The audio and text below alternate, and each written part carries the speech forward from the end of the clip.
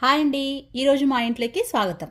ఈరోజు కమ్మటి పాలు పోసి వండుకున్న బీరకాయ కర్రీ చాలా అంటే చాలా టేస్టీగా ఉంటుందండి. ఇది అన్నం లేక కానీ చపాతీ లేక కానీ ఎందులోకైనా చాలా టేస్టీగా ఉంటుంది. ఒకసారి ట్రై చేయండి, మీకు కూడా చాలా బాగా నచ్చుతుంది. చాలా సింపుల్ ప్రాసెస్, ఎక్కువ ఇంగ్రీడియంట్స్ ఏమి ఉండవండి. చాలా తక్కువ ఇంగ్రీడియంట్స్తోనే సూపర్ టేస్టీగా ఉండే బీరకాయ పాలు పోసిన కూర ఇప్పుడు ఎలా చేయాలో చూద్దాం. నేను 2 బీరకాయలు తీసుకున్నాను. ఈ 2 బీరకాయలకి చెక్క అంతా బాగా ఇట్లా గీరేసి పక్కన తోలు పెట్టేశాను. ఇలా సన్నగా ముక్కలు కట్ చేసుకున్న తర్వాత ఈ బీరకాయ ముక్కలన్నిటినీ నేను ఒక గిన్నెలోకి ట్రాన్స్ఫర్ చేసుకుంటున్నాను.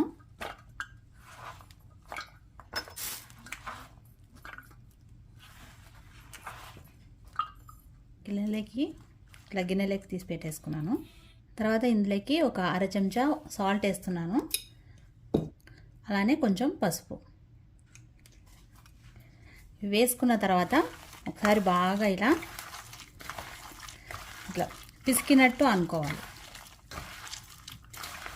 మనకప్పుడు కూర కొంచెము బాగా గుజ్జు గుజ్జుగా వస్తుంది అన్నమాట. ఇప్పుడు పసుపు వేసుకొని ఇలా ఒకసారి పిసుకుతూ కలుపుకోవాలి. ఇలా అంతా బాగా కలుపుకున్న తర్వాత మూత పెట్టేసి పక్కన పెట్టుకోండి.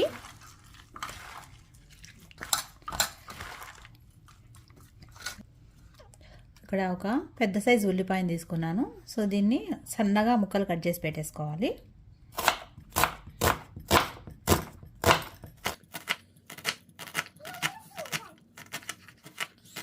సో ఇలా ఉల్లిపాయ కూడా సన్న సన్న ముక్కలు కట్ చేసి పెట్టేసుకోవాలి.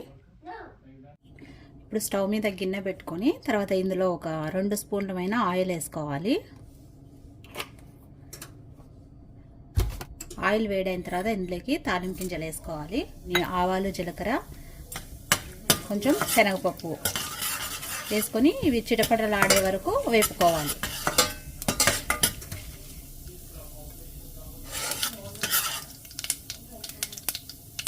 వేగిన తర్వాత ఇందులోకి కరివేపాకు, ఎండుమిరపకాయ వేసుకోవాలి.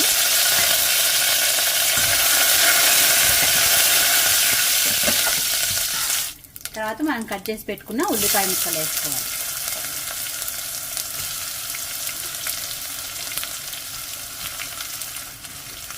నేను ఇందులో అల్లం వెల్లుల్లి పేస్ట్ ఏం వేయనండి.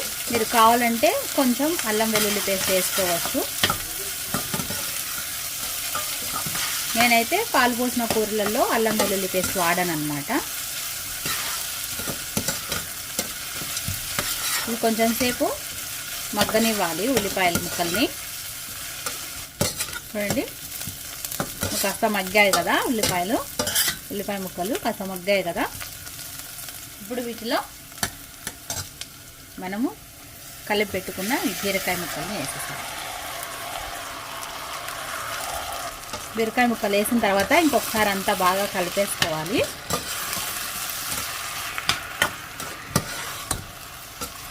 అంతా ఒకసారి బాగా కలిపి మంట మీడియం ఫ్లేమ్లోనే పెట్టుకొని మూత పెట్టేసి ఇంకొక 7 నిమిషాలు ఉడకనివ్వాలి.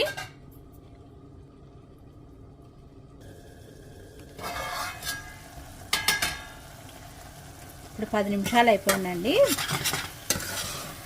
బీరకాయ కొంచెం మగ్గింది కదా.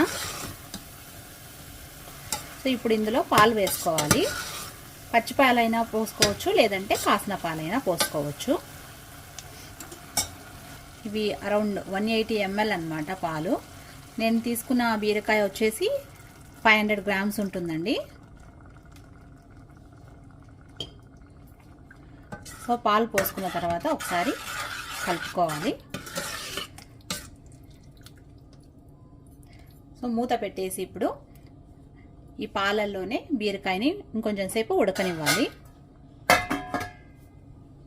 పాలు పోసాం కాబట్టి మధ్య మధ్యలో కలుపుకుంటూ ఉండాలండి, లేదంటే అడుగు పట్టేస్తుంది.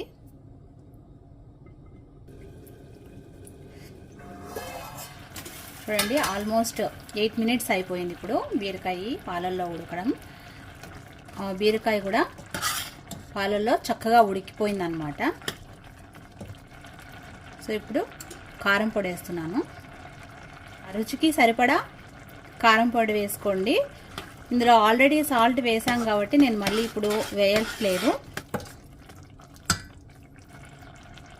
మూత పెట్టేసి ఇంకొక 5 నిమిషాలు మగ్గనివ్వండి.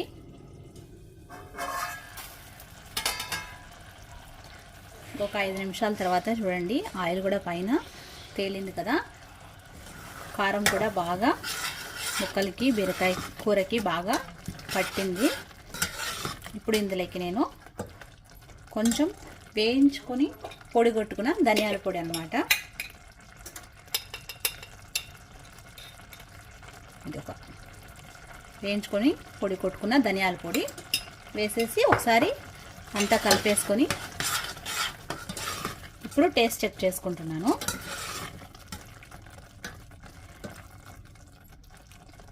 ఒక 1/2 స్పూన్ ఉప్పు వేస్తే బాగుంటుంది అనిపించింది, అందుకనే కొంచెం వేస్తున్నాను.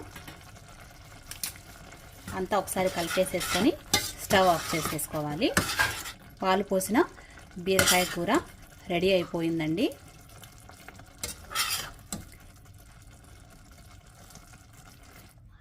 వేడి వేడి అన్నం లెగ్ కానీ లేదంటే చపాతీ రోటీల లెగ్ కూడా చాలా టేస్టీగా ఉంటుందండి ఈ బీరకాయ పాలు పోసిన కూర.